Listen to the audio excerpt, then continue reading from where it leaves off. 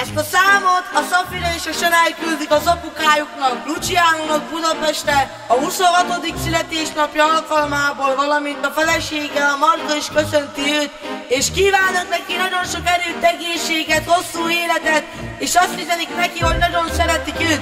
Legyetek szerencsések!